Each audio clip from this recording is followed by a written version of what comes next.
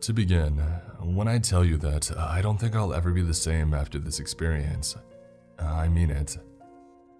The horrific nature of the events I'm about to describe are going to stay trapped in my memories forever.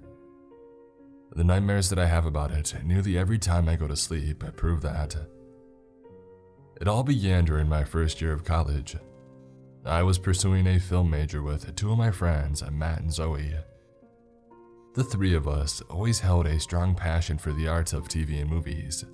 The process in which they were created intrigued us all our lives, even when we were little kids. Although Matt had become more of a lone wolf kind of guy as we got older, he still hung out and did things with us, but his heart didn't seem in it as much as it did the previous years. We had been assigned to work on a short film for class. The professor was giving us full creative control, and that excited the three of us beyond belief.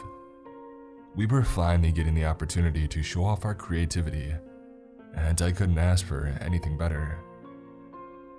"I call being the director," I announced to Matt's disappointment. His expression became sour in response. "Why should you get to be director?" He huffed bitterly. "Because your hands shake way too much to hold the camera steady. Every time you send me footage you've recorded, it looks like you have an earthquake going on right under you," I shot back. Zoe giggled at my remark, which only irritated Matt further. Matt possessed a huge crush on Zoe, but had always been too afraid to ever tell her. Whenever I confronted him about going for it, he always just chalked it up to not wanting it to ruin their friendship or the dynamic of the group. But I could see right through his lie. It was a fear of rejection that held him back. I had honestly felt bad for the guy. He was constantly teased about it for the past several years. Even Zoe sometimes toyed with him. She wasn't a horrible person or anything, but I'll admit it was a little cruel, especially in the small glimpses of times where he would try to flirt or make a move. "We need to find a better place to record this time," Matt chimed in. "We're not doing it in the middle of town again." "So what's your idea then?" Zoe asked as we kept pacing down campus. "The woods," Matt replied quickly. "Let's make it a horror movie."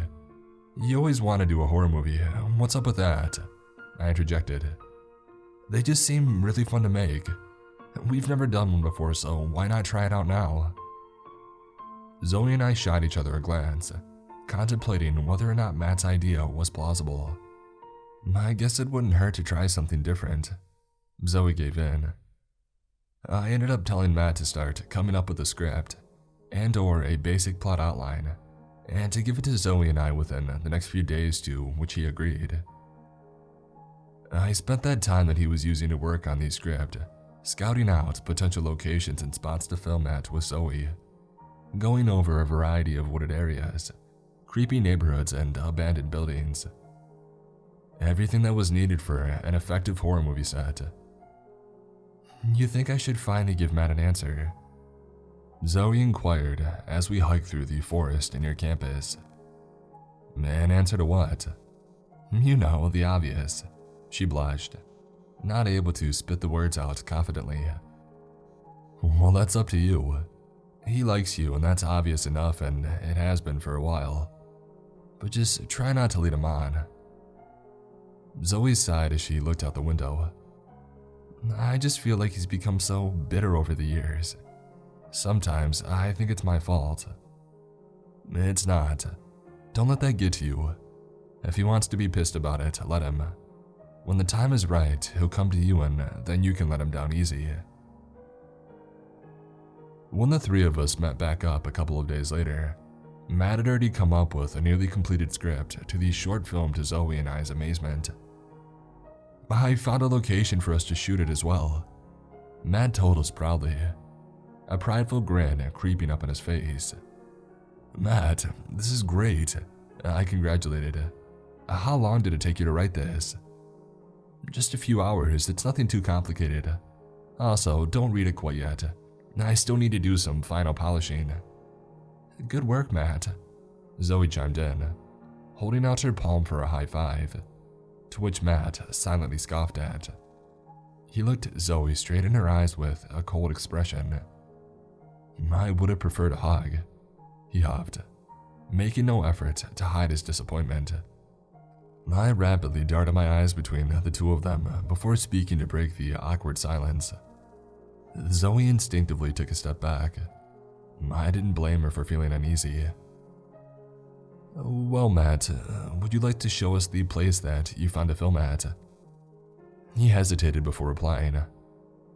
"Yeah, there's this old shed in the woods across campus. I'm pretty sure it was used for storage at some point, but no one uses it anymore, so we should be okay to record there." I stuck close to Zoe as Matt led us to the shed he kept going on about, not wanting her to become even more unsettled than she already had been. The path in the woods started right across the street from the main entrance of campus. The actual structure itself was heavily beat up and looked near centuries old. All sorts of plants, grass, and fungus were growing out of it. It was only just intact enough to walk on, and give it another year or two and it would be completely gone. Matt led the way about 30 feet in front of us, giving Zoe and I an opportunity to speak quietly to each other without him hearing us. We didn't encounter much wildlife during the hike, besides a few squirrels and insects anyway. This forest was always kind of barren and didn't offer much when it came to animals. I guess that's why he had picked it. "We're here," Matt called back to us, reaching over his shoulder to motion us forward. The structure in front of him was exactly what I had envisioned. A small, old, and rotting wooden shed. The door was halfway open and looked like it was about to fall off of its hinges. The roof was slanted at an odd angle, while the ground surrounding it was completely barren of any grass or plants. It was nothing but dirt. Its appearance was perfect for what he was going for. "You know, I gotta give it to him," Zoe said. "This is definitely creepy." "We'll just have to see how it turns out in the movie," I replied. Zoe and I stepped inside the shed for a closer inspection. The corners of the ceiling were covered in large spider webs, while the concrete of the floor was so cracked that we thought we would end up falling through it. "You think this is a spot a serial killer would hang out at?" Matt grinned at the two of us, slowly grabbing an old shovel off one of the rotting shelves and slinging it over his shoulder. "Probably," I laughed, amused at Matt's acting. "Well, we can read the script, come back here, and then start shooting," Zoe pronounced. "I thought we could maybe shoot the intro now, just to get it over with," Matt said sternly, tightening his grip around the shovel. I tensed up a little as a reflex, taking a couple of steps back. Yeah, sure. Hold on, let me grab my video camera," I told him as I knelt down and began to look through my bag. Matt and Zoe continued talking about the shed. Matt went on explaining how he had actually known about it for quite a while. He sometimes would venture out here in order to clear his mind, or find some alone time on stressful days, which was understandable. But I found it odd that he would hide information like that from us, and then proceed to say that he found it recently. After rummaging around in my bag for the camera, I sighed frustratedly when I realized that I had left it back in my dorm at campus. "Hey, Matt," I called out. "Yes?" he responded, his expression unchanging as he continued to curiously inspect the shovel. "I left the camera back in my dorm. You mind if Zoe and I go back and get it really quick?" "Are you serious?" Matt gritted his teeth as he finally now turned his head toward me at the mention of the camera. "Why do you have to get so mad? I'm the one who's in charge anyway," I shot back. "So what? We had a perfect opportunity to start something cool right now, but you ruined it." He groaned, now shifting his eyes back to the shovel once again. "It's okay, calm down," Zoe attempted to defuse. "We can just go back to get it really quick." "Fine," Matt muttered. "I'll be waiting." Zoe and I marched back to campus. We didn't run or do anything faster than walking. I felt a little bad that we were technically making Matt wait longer by not hustling, but his behavior was becoming a little much to handle lately. He seemed so erratic yet distant at the same time. I guess he really wanted to get started, Zoe jokes, trying to play off Matt's little outburst. He seemed so pissed. It was just a simple mistake. I don't know what's gotten into him lately. Just try not to think about it too much. Zoe attempted to comfort me. Once the stress of this project is over, I'm sure things will go back to normal. I furthered, wanting to stay optimistic. Hopefully, Zoe finalized. When we had made it back to my dorm, I began to tear the place apart, trying to find the video camera. I went through every drawer, looked under the bed, and even lifted up my blankets. Nothing. What the hell? I erupted. The camera's not here. What do you mean? You said that you left it here. Zoe responded. I swear it was in the room when I left today, I declared. Great. Now we're really gonna have to hear it from Matt, Zoe complained. I hiked back over to the shed with Zoe where we had left Matt, preparing ourselves for him to get pissed at us for coming back empty-handed and thwarting his plans to begin filming today. But when we had made it back to the shed, Matt was gone. The only trace being was the shovel he was holding was hung back up inside the shed. Alright, Matt, you're not funny, Zoe called out loudly, causing her voice to echo through the trees. I scanned the woods left and right, marching back and forth along the beaten path to see if I could spot him hiding in a bush or something of the sort. He's just trying to mess with us, Zoe assured me, putting a hand on my shoulder. Yeah, I can see that. Maybe there's a chance he got bored of waiting and went back to campus. Don't you think we would have seen him? Zoe questioned, starting to become unnerved. Zoe and I took a few more minutes to search the area for Matt. I pulled out my cell phone during our little expedition and sent him multiple text messages asking where he was. They were delivered but never opened. I think he's ignoring me, I announced to Zoe. He's not opening any texts. Same here, Zoe replied, showing me her phone with the unread text messages displayed on the screen. The evening breeze soon began to fall upon the both of us. We both had come to the conclusion that the search was pointless and headed back to campus.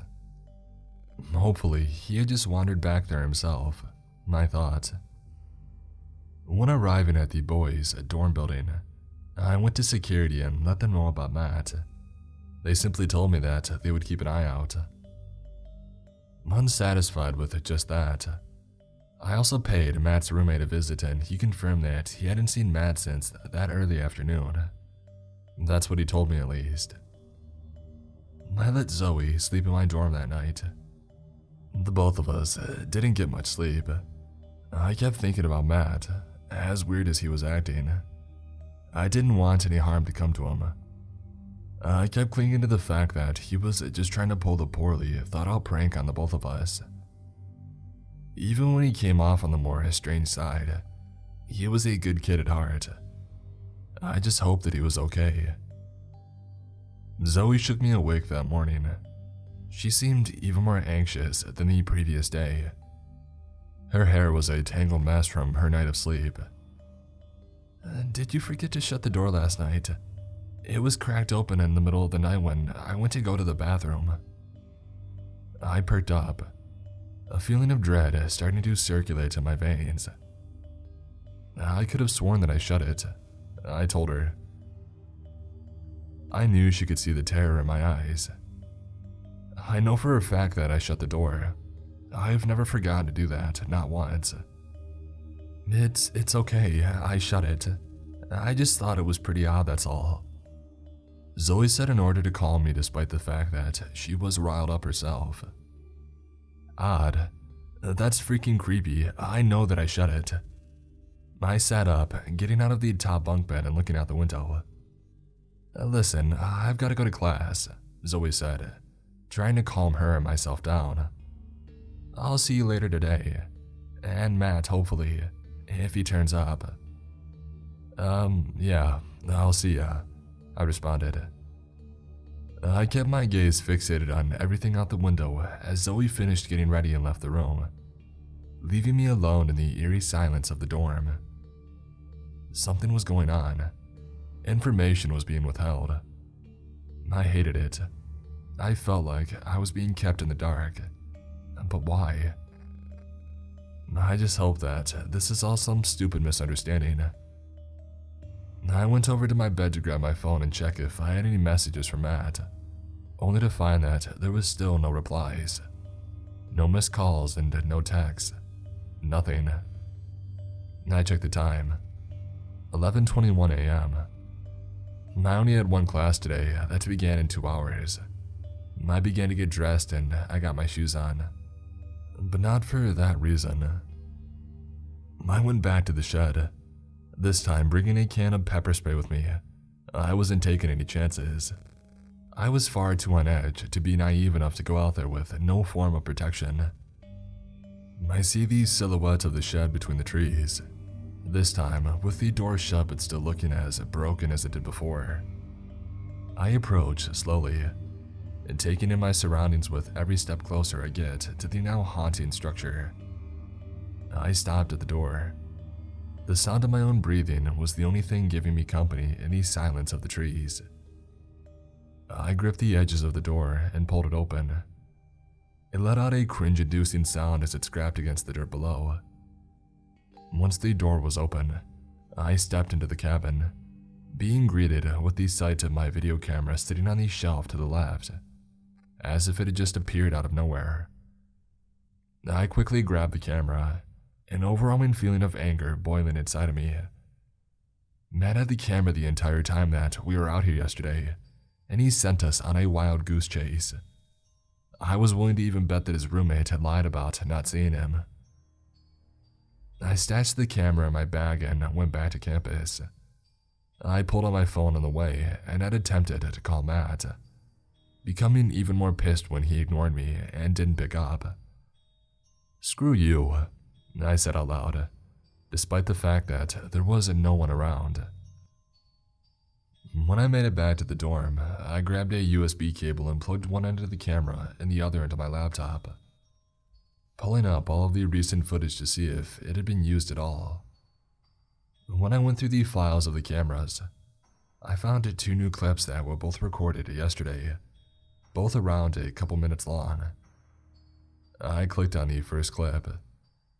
A video came up, presenting a visual image of the area in the woods near the shed. The sound was mostly silent, with the exception of light breathing coming from behind the camera as it was held shakily. Very shakily. The video focused on the shed itself. I can tell the camera had been zoomed in. It became quite clear who was filming. He was doing it from a distance and not wanting to be seen. I even caught a glimpse of a leaf in the corner of the frame, which alluded to the fact that the cameraman was behind a bush to be kept out of sight. Zoe and I stepped out of the shed in the first few seconds of the clip, yelling for Matt and trying to figure out where he was. I even looked down at the date in the corner just to be sure. It was dated as being recorded yesterday near the evening, the same time that we had gone looking for Matt. The camera followed Zoe specifically for several seconds as her and I walked around the woods, trying to search the area for you-know-who. The video then cut off when we had seemingly given up and began to walk back to campus, but not before slowly zooming in on both of us and making our exit down the path. The breathing grew heavier right before it had stopped. I slid my laptop onto the bed next to me. I bent over and held my face in both of my hands. The horror that I was feeling made my hands tremble on my lap. I couldn't sit still, so I stood and paced up and down the dorm room for several seconds while trying to regain myself, at least enough to watch the second clip. What was this sick game Matt was playing? This wasn't about the movie anymore. This was something much darker, much more sinister and heinous. Once I had stopped shaking enough to pick my laptop up, I did exactly that and then pulled up the files once again, this time clicking on the second clip and letting it play. The clip began by depicting the inside of the girls' dorm building on campus. The camera was slowly moving through the hallway right by my dorm. A hand reached out for the knob. Matt's hand. He held some sort of small metal stick between his index finger and thumb. Slowly, he pushed the metal into the lock, twisting, turning, and rotating it to pick the lock. As he held the camera with his opposite hand, his same heavy breathing only increased as he ever so slowly pushed the door open and stepped inside my dorm room. Although he had tried to silence himself as much as he could as to not wake Zoe and I, the camera slowly moved over towards the couch Zoe was sleeping on. It hovered over her face for multiple seconds as Matt's hand came into frame and began to stroke her hair slowly and disturbingly as she slept, clueless as to what was happening to her. But then he suddenly stopped and turned to point the camera at me, zooming in on my sleeping face as I lay there unconsciously, oblivious to his presence. The video abruptly ended after the camera turned to face the door and slowly hovered to it, indicating that he was about to leave the room. When I had got done watching the video, I wanted to vomit from the fear-induced adrenaline rush. I could feel my stomach churning and my lips quivering as I held back tears. My fingers barely worked as I pressed save on both of the clips and immediately called the police. When they had come and taken Matt that night, my suspicion of his roommate lying about his whereabouts was confirmed. They found him sneaking out of his dorm with the intention of returning to the shed to go get the camera again. That's what he told the police. I, on the other hand, felt it was going to be something much, and I mean much, much worse than that. The security team in the school, as well as the dean, collaborated with the local police department in order to get him booked. I stood by the car with Zoe as one of the officers asked if we wanted to press charges on the grounds of stalking. Yes, Zoe immediately responded, tears dripping down her cheeks and her fearful panic. I held her tightly against me, keeping her eyes away from the sight of Matt. The other officer, who had Matt in the handcuffs, began to shove him into the back of the squad car. Matt looked at the both of us, smiling with a grin so wide that I thought his lips would tear. "What's the matter?" he said coldly. No amount of human compassion left in his voice. "You didn't like my movie. I didn't even get the chance to film the ending." "Oh, you would have loved the ending." The officer slammed the back door in his face, cutting him off swiftly. We also turned in the script. The whole thing had been a fake draft in order to throw us off of what Matt was really intending. But the police said that it was evidence nonetheless, and asked us to give it to him, and to which Zoe and I happily obliged. I want to leave all who listen to this some advice. Make sure that you know who you have by your side in life. Lots of people are not what they appear to be. Never be naive, too trusting, or ignorant. That gives them the perfect opportunity to act on their dark, twisted intentions.